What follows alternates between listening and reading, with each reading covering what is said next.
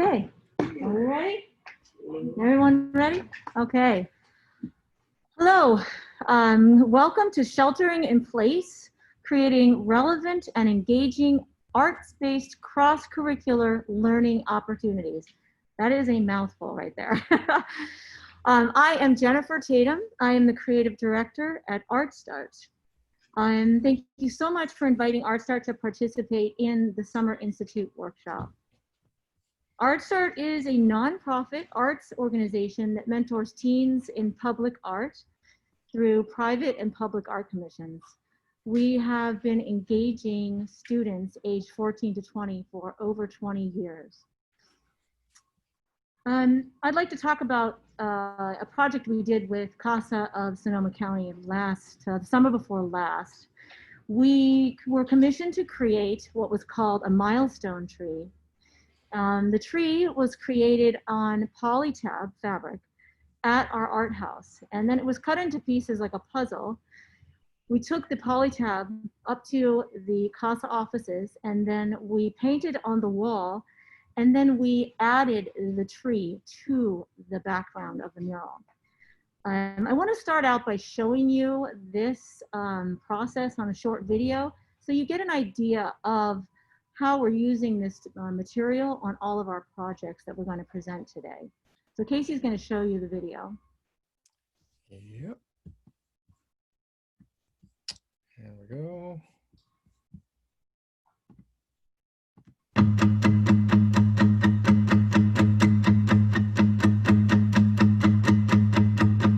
Wake up to the sound of your fleeting heart.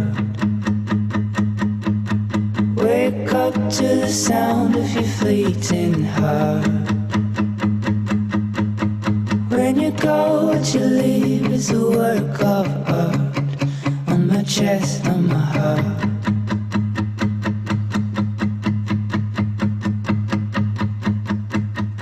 She went out to the haze in the morning grace. She went out and got lost in a tall hedge maze. Where'd you go, where'd you go, why'd you leave this place? On my heart, on my face. And my love is yours, but your love's not mine. So I'll go, but we know I'll see you down the line. And we'll hate what we've lost, but we'll love what we find. And oh, I'm feeling fine. We made it to the coastline.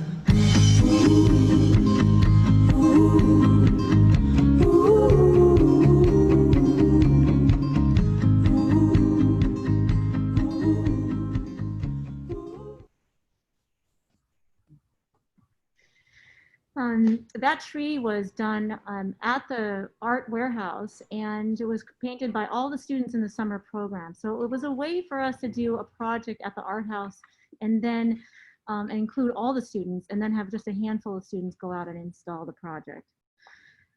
We believe that murals are a way to connect to your communities through distance learning. It's also a great project-based learning tool and for integrated education. And today we will share 4 of our projects that we've adapted, that we're working on right now. They're live and in action. And there are projects that you can have adapted to your classroom or your community or your school. And before we go further, I just want to remind everybody that you can check the resource folder to see how these ideas can be applied to your classroom and how ArtStart can partner with you to be the best support for your classrooms. You can also email info@artstart for follow-up questions and support. Yeah.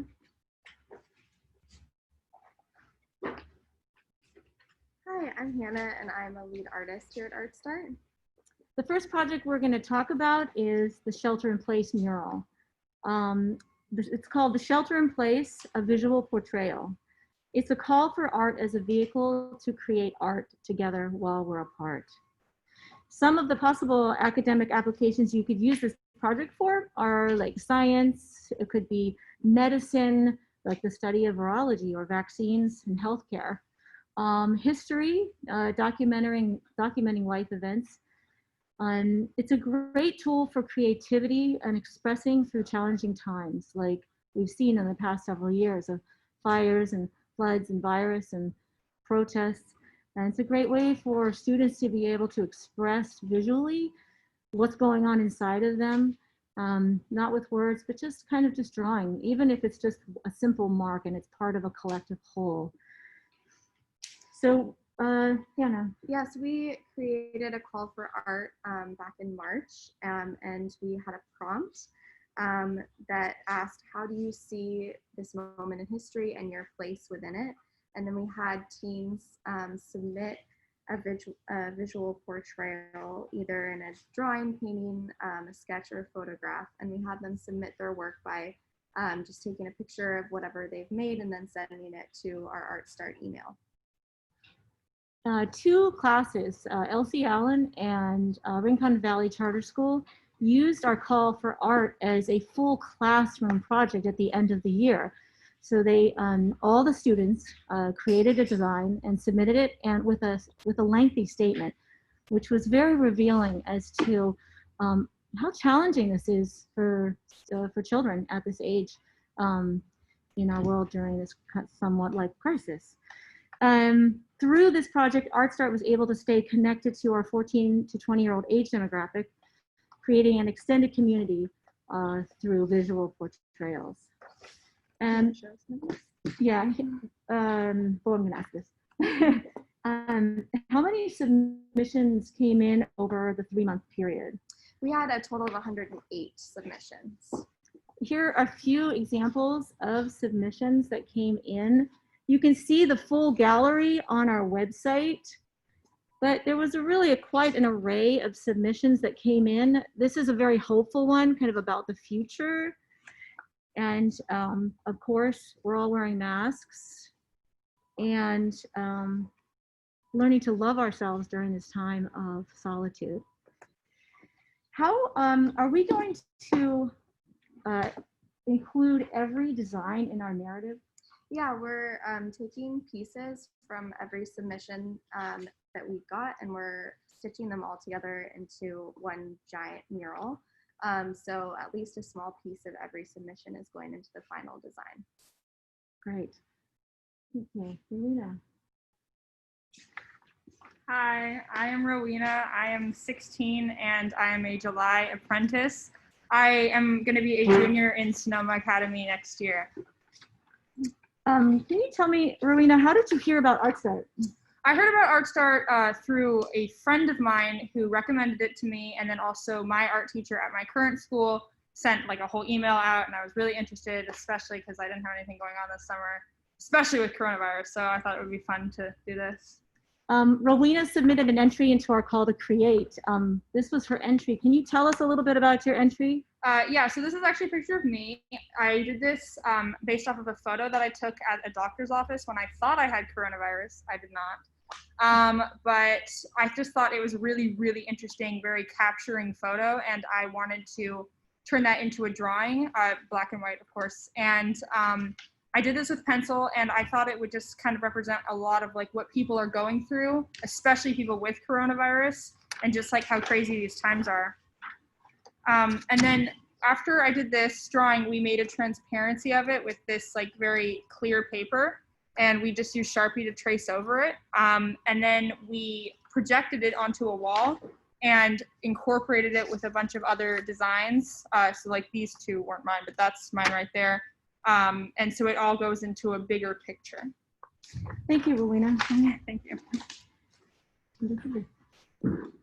Hi, I'm Elizabeth. I'm an apprentice at ArtStart. Elizabeth, can you tell us about some of the steps to create the shelter-in-place mural? Yeah, so after we get the transparencies, we take those transparencies and we use a projector and we project them onto bigger sheets of paper, kind of like that one. And then we use Sharpie to trace the projection. And can you tell about your specific submission and what that is about? Yeah, so when I heard about the prompt, I thought it was really interesting, and I just started sketching, and I came up with this sketch, and it kind of just represents social distancing and how it affects the COVID numbers. And then how you've woven it into the larger mural? Yeah, so we took other submissions from other artists, and we found which ones worked the best together, and then we just used that projection method to weave these together into this panel. Here's another example of weaving several drawings together. Here's another example of weaving the narrative. We're not quite finished with the overall narrative, but this is part of one of the steps. Thank you, Elizabeth. Emmy. Hi, I'm Emmy, and I'm going to be a junior at Annalee High School. Oh, and I'm an apprentice this summer. Can you tell me about the section that you're working on in the mural? I'm working on the part in the mural about nature and how nature has come back into the picture while everybody's stuck at home and sheltered in place. And on the overall narrative, what do you think, what does that mean? Well, I think it represents how much humans affect the environment, and really like the scale to which it's come back while we're in quarantine. And this submission? This is a submission by another apprentice here, Marcelo. And then There's Marcelo in the background. And then the transparency you saw was that combined with a few other submissions, like the crown kind of symbolizes like the bear becoming king again, and nature coming back. Wonderful. Thank you, Emmy.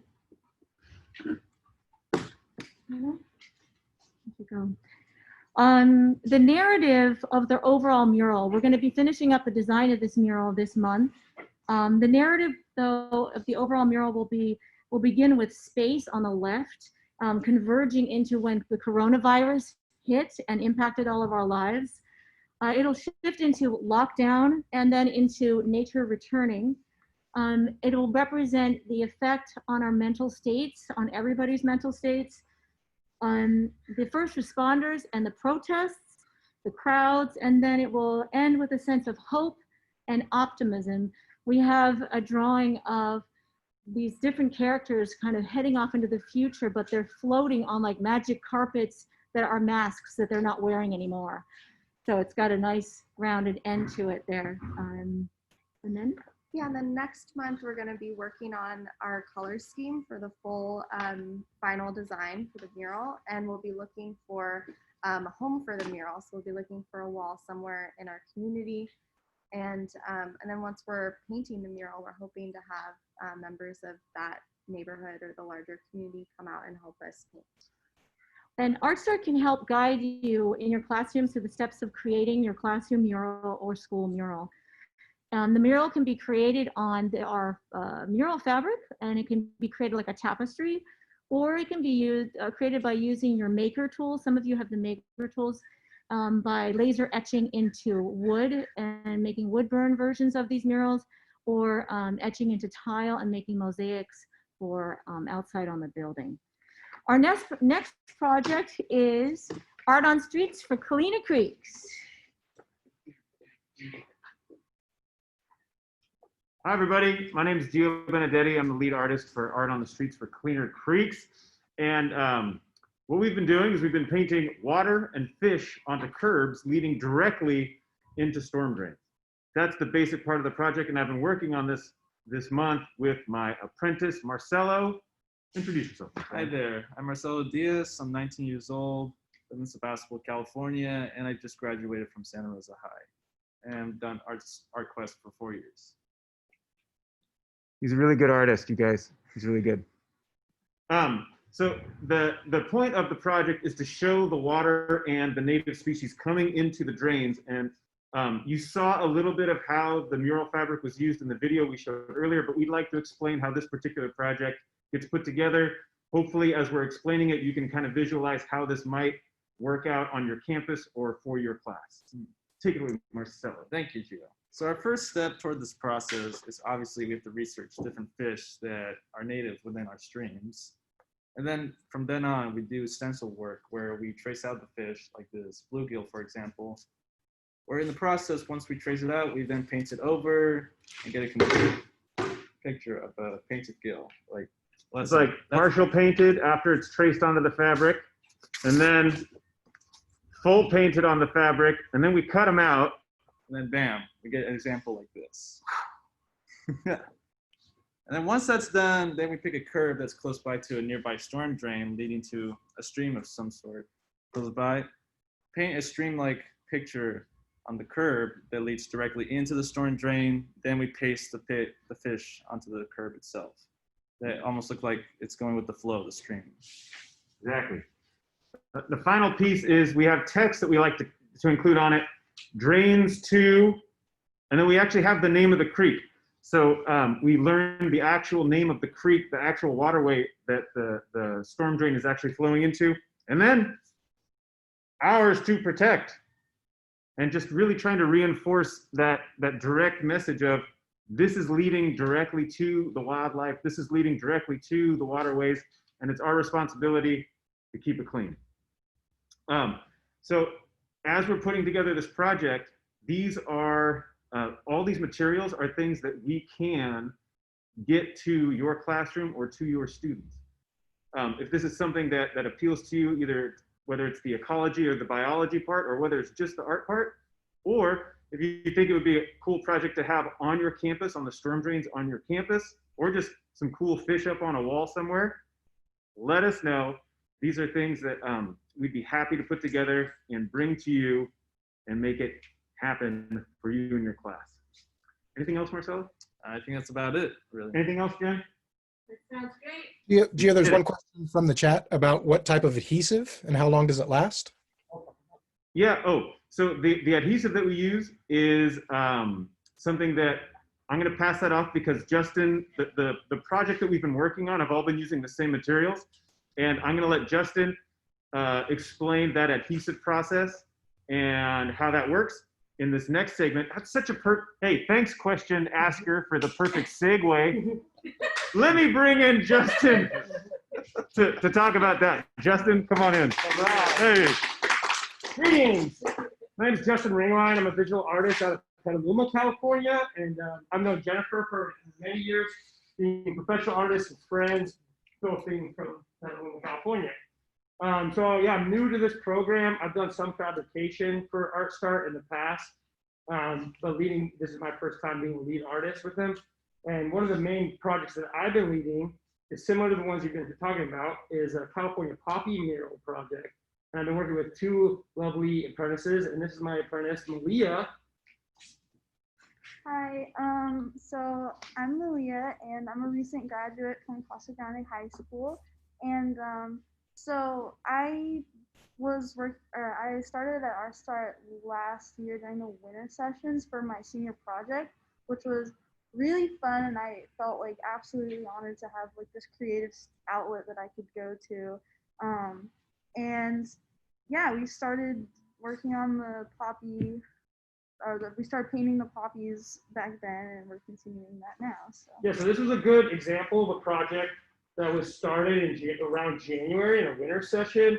And then when shelter in place hit, we were able to formulate templates to send home with students and paint a bunch of flowers. So on this larger mural that we worked on, we got about 100 or so flowers painted from about 15 to 20 different artists.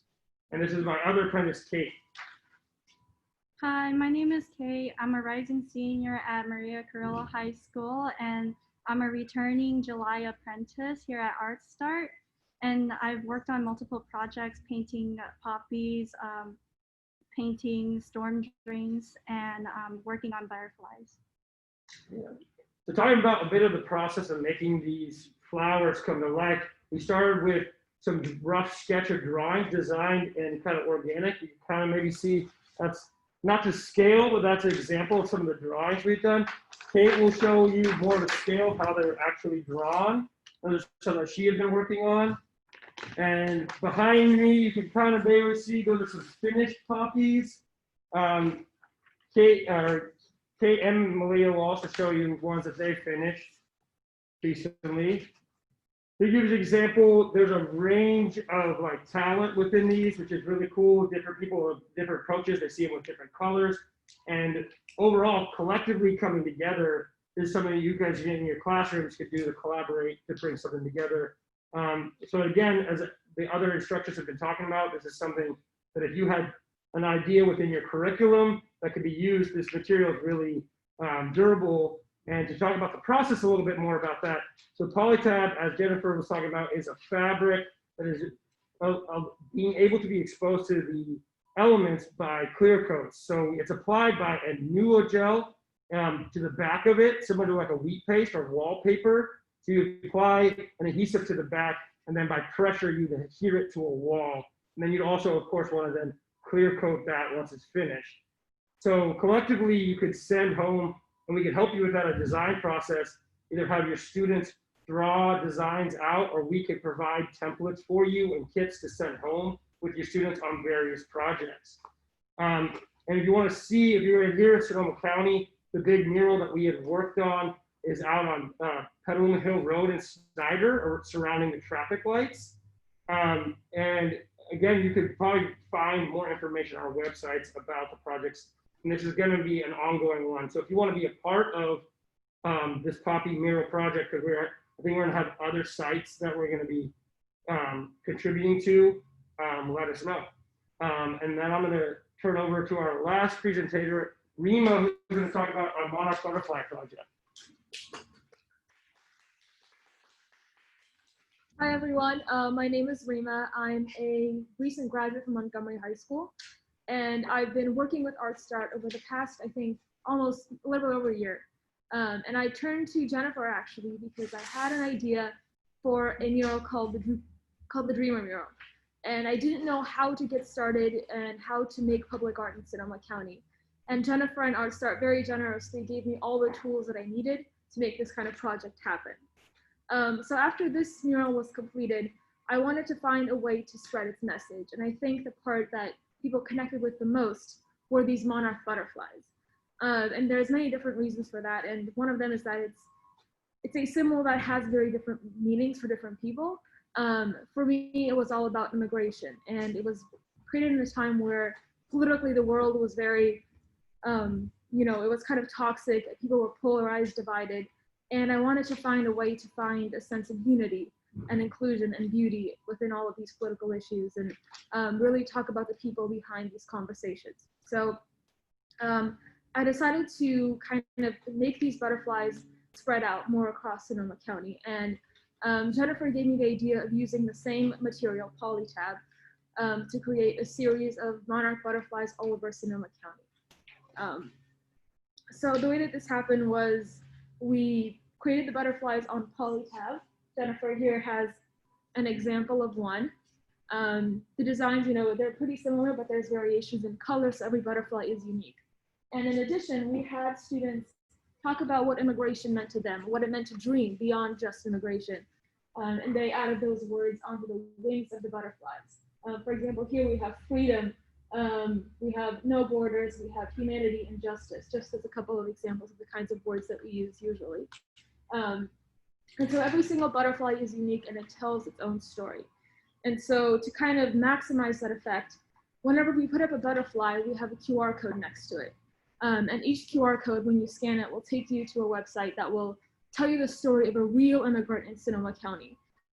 So we're using art as a way to really talk about your roots, your history, talking about people behind political issues, and finding unity within all of these polarizing topics. The painting process itself is a great way for students to come and to have a safe space and talk about their own identities. It can be very meaningful for students whose families have an immigrant background or relate to this issue in some kind of way, to have a safe space to talk about these issues, to paint about it, even if they don't want to talk, and just simply let it out in that sense, and express themselves. It's also a great tool to educate each other about these issues. So, it might be meaningful to someone who relates to it, but it's insightful for someone who doesn't relate to it in that same personal way. and they can learn about this issue and understand, you know, what it means to their peers. And so you have a greater sense of unity within your classroom and within your community. Everyone shares their stories, everyone shares their feelings and their backgrounds, and as a result, you have this beautiful kind of cacophony of ideas, messages, histories, and lives. And then finally, the actual painting itself and the installation is done using, you know, the help of the community. Everyone who paints is, you know, we had apprentices from Art Start. Some of the people are in this crowd here. Everyone was welcome. People who had never painted before in their lives, people who had tons of experience, and they all came together to produce this project. And so, you know, the final result is a series of butterflies all over Sonoma County that are very easy to reproduce, very easy to install. And it's a process that can be adapted to any kind of space, like a classroom, a workshop, anything like that. So some examples are, I've gone to different classrooms like at LC Allen, and I've done a butterfly painting workshop with them where everyone would bring out their own students in their classroom, and together we would paint monarch butterflies, and we would talk about immigration, talk about what it means to dream, and you know, put this project together. So like all the other projects presented here today, I'm very happy to bring this to your classroom, try to help you bring this to your classroom and make it fit within your curriculum, because like I mentioned before, we live in a time where politics is very divisive. You know, a lot of things are up in the air. People feel hurt, people feel targeted, and to talk about this issue in a very positive way is, I think, very important for a community to heal and move forward in a positive way, essentially. So this is all a part of the Monarch Project, and you can check out our website at www.socoimn.org. That's www.socoimn.org. It's also in the resources folder. You guys can check that out. And you know, we're always looking for more places, more workshops, and more schools, especially, to put up these butterflies, because they can go anywhere. I think that's it. Jennifer, if you want to add anything. Rima, how do you see how this project could be brought to a K through 8 age span through distance learning? How, can you have some ideas of how that could apply and how we would communicate with the academic project-based learning and integrated education? Sure. So because of COVID, we actually had to adapt our project to the same kind of platform. And what we did was we had an online butterfly painting workshop. So I would set up my camera, I would bring out my tools, and I would kind of guide them through the process of drawing a monarch butterfly. It's very simple, not like a huge, you know, butterfly painting, but it's a small butterfly you can draw yourself. And it's a very simple design, but there's a lot of ways that you can make it really personal to your own story and your own community, right? So just an online butterfly painting workshop, for example. Okay, great. Thank you so much, and thank you for coming and being part of all of Happy to be Art here. So we have covered all of the projects. Of course, we have hundreds of more projects that we have done and created, and we continue to create. We were able to do our July session. If everybody can come a little bit more so we can see our crew in the camera, that would be great. We were able to pull off our July session. Normally, ArtStart does a summer program that has up to 30 lead artists, assistant leads, and apprentices. And with shelter in place hit, and we thought, well, we can't stop doing this. How are we going to do this? And with several months of preparation, we decided the best way to do this is to still run our program, but do a one-on-one apprentice to lead artist setups for COVID safety. And as you can see, the X marks on the floor, it reminds us to stay 6 feet apart. We wear our masks, we wash our hands, we have the windows and doors up and the fans going. And every student here is learning a new skill and something that they can take out into the world and share with other students. And that we are also putting together the concept of creating kits via the mural fabric, so that any project we're working on, except for mosaics, actually, right yet, it could go out into a larger community. So more students can be a part of what we do. But right now it's like this nucleus of like, how do we do this? And this has been such an incredible crew, which actually, while I have the chance, I'd like to give them a hand of applause for their hard work and dedication for being here and showing up and being brave. I'd like to open this up to questions at this time. And Casey, I do have a question for me to be able to hear everybody if they ask questions, because I think everybody's muted. So yeah, to unmute yourself, you can just either hit the space bar or you can unmute yourself on your individual thumbnail. Can I just add, while people are formulating their questions and finding their buttons, that I was drawn to reach out to Jennifer and the Art Start crew, Barbara, after hearing a commercial on KCBS radio, I think, about the Shelter in Place project. And I've been thinking about how we could offer authentic ways to give the students who have been through so much the last 3 years with fires and floods and now the pandemic, a way to express themselves creatively through the arts, where it's, we're not banging down the front door trying to get them to say something, but giving them the opportunity to process and share their feelings, with a hope that we can then give them some ways to feel empowered to make a change of whatever it is that's hurting them. So we've had conversations over the last couple of months about how to get this into younger kids lives, and particularly I'm interested in how we can use some of the cool tools and technologies that are out there that I get to play with on a regular basis, like laser cutters and cool things to make quick and professional outcomes of hand-drawn objects, so that we can make some smaller scale, easier kind of murals and build that sort of community too. So there are buttons for follow-up support and people who are interested in moving forward. I'm really interested in gathering some people at the younger grades, particularly because that's where there's seems to be a lot of energy and excitement right now in taking some of these same ideas and transferring them into the classroom. If you have the equipment on campus, because several schools do, there we go. We did some tests of some of the artwork. I would be happy to support you either with the tools that you have or with tools that you don't have through some of the loaner equipment that we have.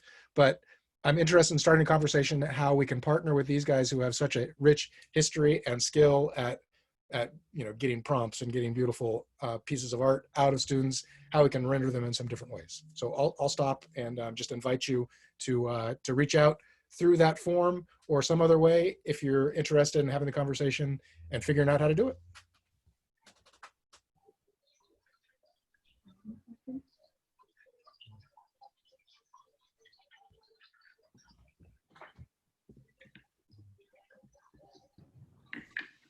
No questions? I guess I have a question. Am I unmuted? I think I am.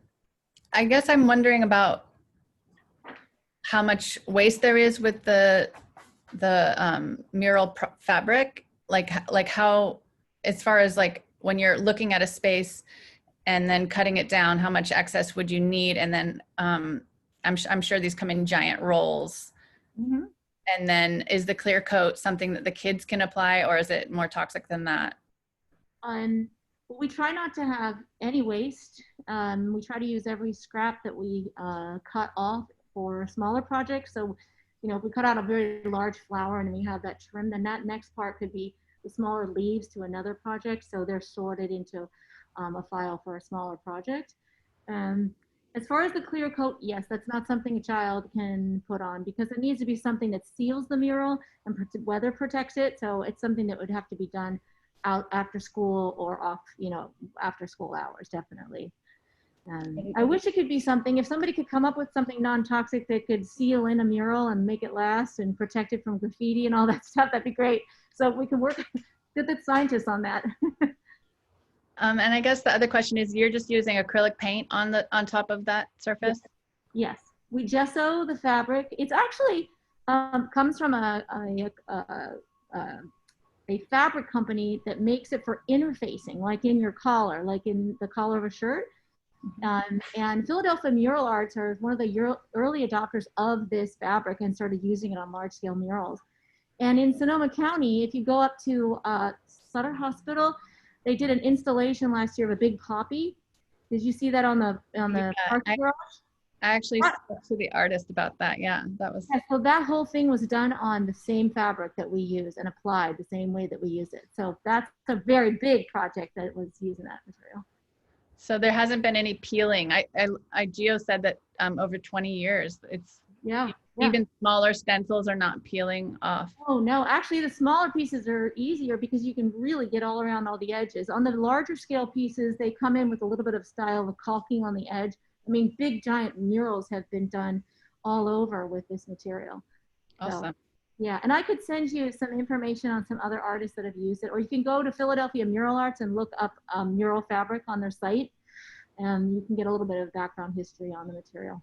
And just are you buying it through NASCO, or where are you buying it from? Is there a bought it in LA from a company as SRTQ. I can send you the link to that too. Okay. This And guy's name is Tony Spagoni, if you believe it. lastly, are you using like Nova acrylics, like fancy stuff, or just like your Blick acrylics? You can use anything you like. We use, as far as like, you can even use house paint. We use on our murals Nova colors because they're light fast, they hold up the longest, and they're highly pigmented. They're like one of the best acrylics you can use. So, yeah, I like them they too. go really far. Definitely. Thank you. You're welcome. Yes. Hi.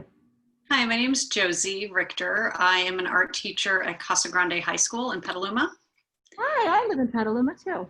Yeah, and some of your kids, and I feel like there was a group at school, a club that was doing some of the monarch butterflies at our school. I remember a student talking to me about it. It was a couple of years back. And at the art center we did, we gathered for that. Okay, yeah, well, and my kids have been in shows at the Petaluma Art Center, and you know, I've been at CASA for 20 years. I guess my question is about if you were to have an art smart person coordinate a project for your class, the costs involved or how that comes about stepwise, I suppose. That's a very good question. And since this is somewhat new to us doing this way, meeting and discussing with Casey on ways to collaborate and also discussing one-on-one, it would be, we would have a structure and adapt it to each teacher and what their needs are. So we're still figuring out that piece of the puzzle of like, what exactly do you need, and how we can be most supportive to you guys with distance learning. Yes, Barbara. Yeah, I'll add.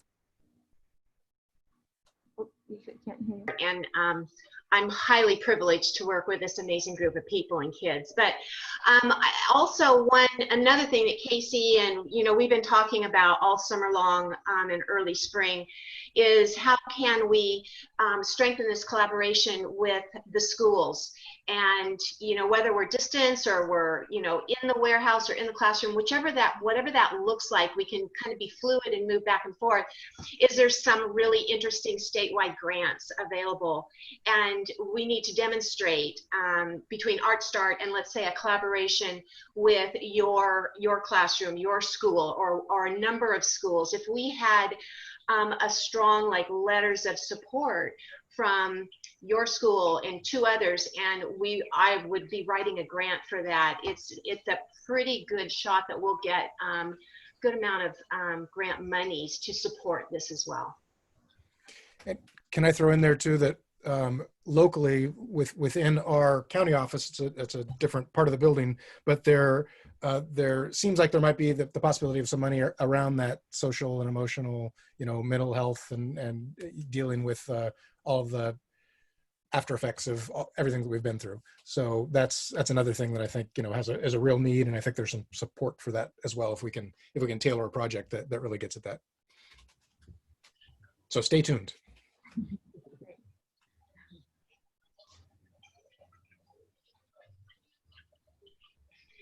Jennifer, I have another question. Jennifer, what's the plan for doing a little bit more of what's happening in July, kind of our first pilot, besides supporting the schools with project-based learning? Is there any way that you're going to continue to have an apprenticeship program in the warehouse? Yes, absolutely. We're going to, August, we're going to use this time to regroup from everything we did in July, kind of assimilate what we have, how we have grown, and refine the pilot for September. it will be a September session. Now, of course, we're waiting to hear from the teachers, the schools, and the students. What is your schedule and how can we best support you to be a one-on-one apprentice? How could you as a student do part of your education, project-based learning by working with us through the projects that we take on? We're going to be working on it, depending on the grants and the private commissions. We do have private commissions lined up that will extend through September, and students will be paired with a lead artist to continue that work. And like as we speak, like yesterday, we got 2 more interests for murals that are similar to the poppy mural that we did just a week and a half ago. So every project we do then gets a reaction, and somebody else might want to have a piece of that. And so the beautiful part of this is, like Barbara has brought up to me, is the whole concept of see one, do one, teach one. And so if we do a project with one of your classrooms or an entire school, we will be having teen apprentices, say in September. We have a lead artist and a teen apprentice. So we are mentoring teens in how to engage in a school and a classroom, and to use your skills to further spread the gift of visually portraying what's going on in your life, what you're learning, whether it's botanical studies or storm drain, environmental studies. It's just such a great way to learn. Get your hands involved in what you're doing. So, hope that answered your question, Barbara. Thank you. Mm-hmm. And I put a little thing in the chat, but I want to make sure to say it out loud too, that our science coordinator, Anna Babarande, shoot, I stumble on her new married name, is really excited about integrating some of these, especially the Art in the Streets for Cleaner Creeks and the Monarch project, into some of the NGSS sort of requirements and lessons that are out there as well. So there's a really good fit. And it's another thing that we're looking for some people to, sort of help us do some pilots and help showcase how that fits together. So the science connections. And there was a question about getting city support for curbs and things in city property, but there's a whole bunch of land on campuses once we can get back on there too, that water goes somewhere. So I think just knowing where the water goes when it lands anywhere is a good skill and good sense of place. And we could certainly do things on campuses with a lot less red tape. Yeah, actually, Casey, we have permission in Santa Rosa through the Art in Public Places. We have permission to do any drain in Santa Rosa, right, as long as we check with immediate neighborhoods. They've given us permission. And then we just recently got connected to Sonoma County Public Works, the head guy there, and we've just done a few drains around here, and he's in full support of all the drains. So we've got pretty good support on this project.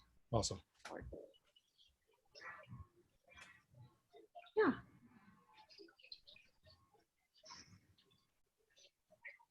Well, I guess if there, yes.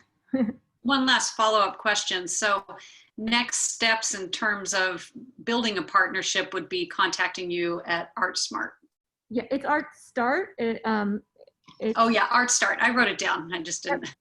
That's okay. Yes, you can contact us at ArtStart, or Casey has a follow-up form, Google document that you can ask questions on, either or.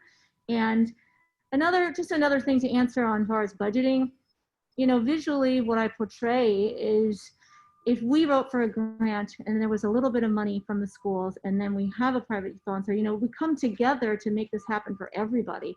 So not thinking about ourselves as alone and trying to find money to do it ourselves, but that we could collectively pool it so that we can all have a piece of this. Yeah, and I would just put out there a suggestion to use the SCO form, because if I can show that there was X number of people from the session that were interested, that might help me as I walk down the hallway and try and with my hand out to some of the people that have money internally. So hey Casey, I tried to do the SCO form, but it said I already did. So oh, interesting. Okay, that might be a settings thing. I will, as soon as we're done here, I will check with the person with the controls, because okay, I know that's something that can be turned on or off multiple times. Yes. Okay, thanks. Thanks for the info. Yeah. Well, I'm sorry. I didn't see where that form was. Is that in some folder? haven't found that yet. So is this in the chat somewhere? I'll type it in the chat right now, a shortcut to it. There are, in the schedule in different places, there are buttons about, do you have follow-up questions or follow-up information?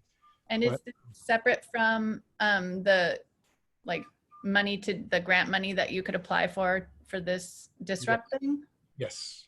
Yeah, it is. Let me, I typed it earlier. Let's see if I can find it now. And then again, you can email us at info@artstart.us for any questions that you might have.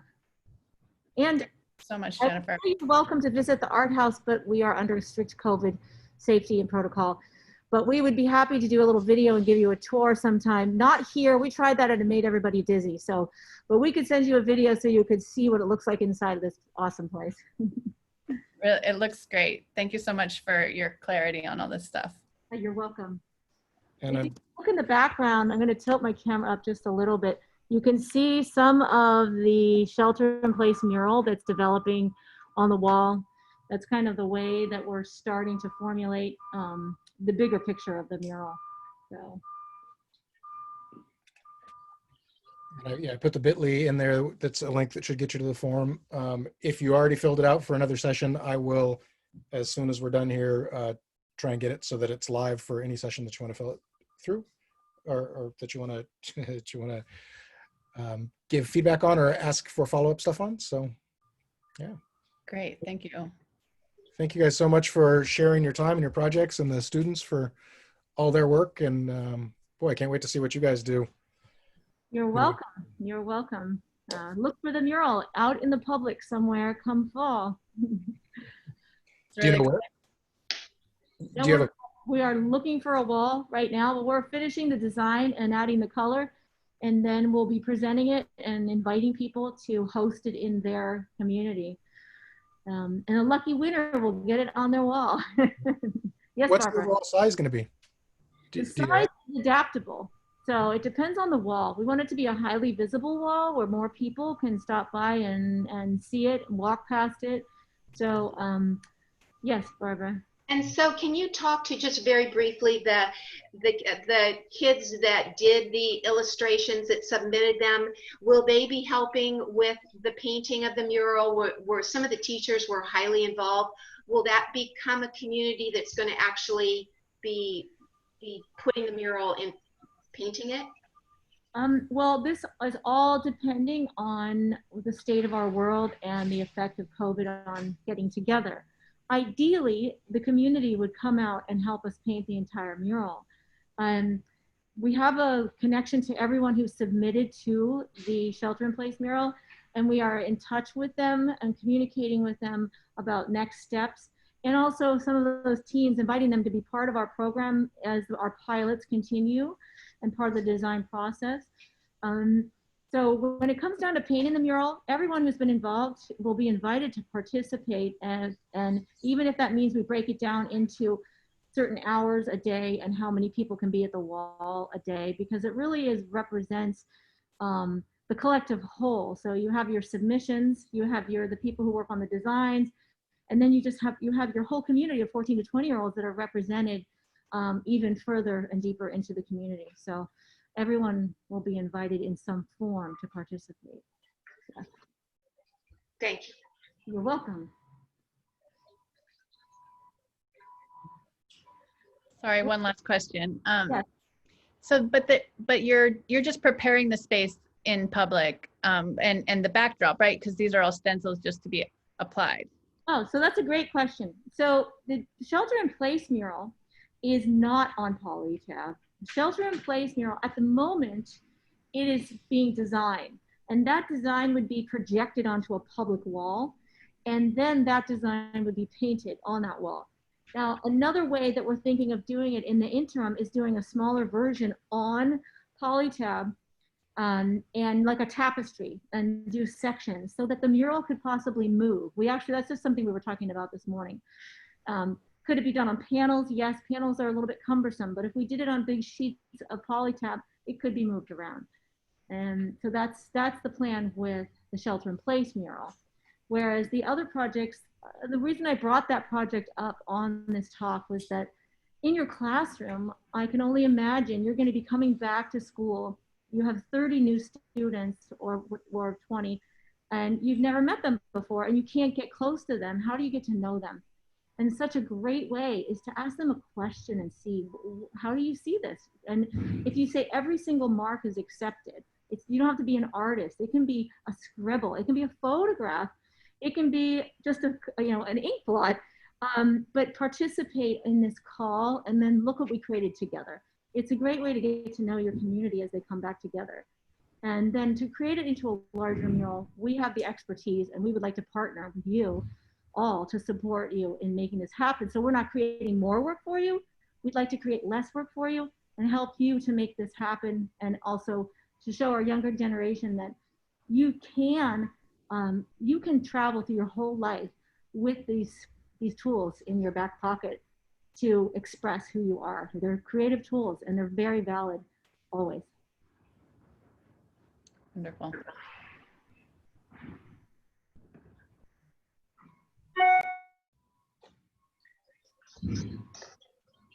Thank you. Well, if there are no more questions, our artists have to get back to their commissions and get working in the public art projects.